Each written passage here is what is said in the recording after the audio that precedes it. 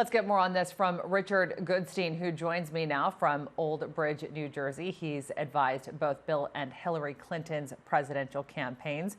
It's really good to have you back. Thanks for Let's having me. diagnose this. We'll do a little post-mortem. This is Sanders' second failed attempt at the nomination. Where do you think the campaign went wrong the second time around?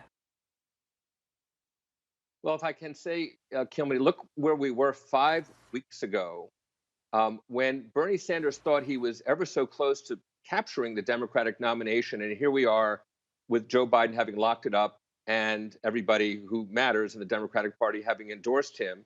Where did Bernie Sanders go wrong?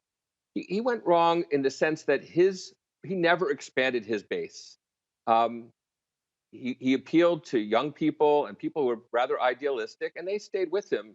But this time around, that just didn't have the appeal that it did. And frankly, it raises a question of how much what he got in 2016 was a function of people just not being big fans of Hillary Clinton.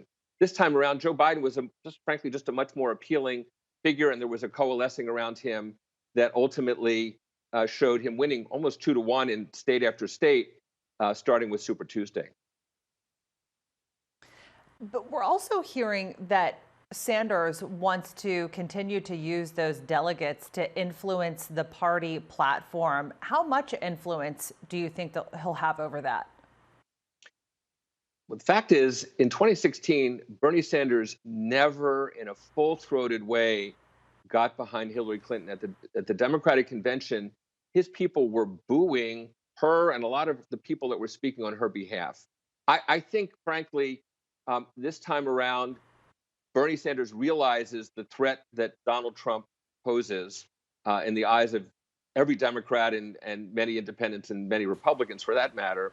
And therefore, I think he's going to press his point up to the time when he knows that the positions that he's advancing really don't have the support of Democratic voters. Look, he was losing 2-1 in state after state this time around. So I think it was a kind of a message to him like, look, Bernie, you've got a message, you've got your base, but it's not a majority of Democrats. And I think there's only a point after which he kind of loses his luster and turns people off. So I think he's pretty savvy.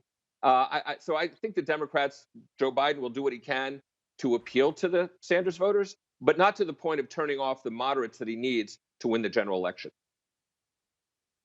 Richard, I think it was the last time that we spoke, you and I had discussed Cuomo as a presidential candidate, and we know that it's too late for 2020. But given the positive response that we've seen in his handling of the coronavirus outbreak in New York, do you think it's possible that he could be tipped as Biden's running mate?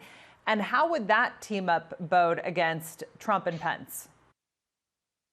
Look, right now, Joe Biden is running in the average over 6 points ahead of Donald Trump in all the head-to-head polls. And that's against a backdrop, we talked about this last time, of Donald Trump actually having a little bit of a uptick in his favorability ratings. And notwithstanding that, I think the American voters are discriminating between, do we want the president to do well in this time of crisis versus who do we want to be the next president?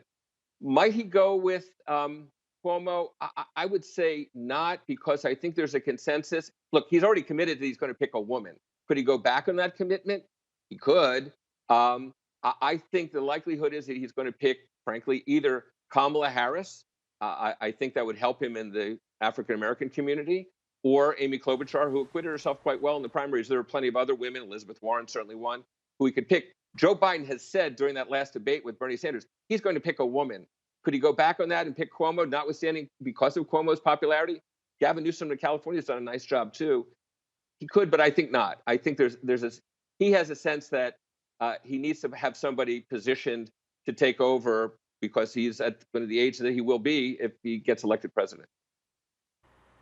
Right. Richard Goodstein, it is great to have you back. We really appreciate you Thank being you. with us. Thanks for that.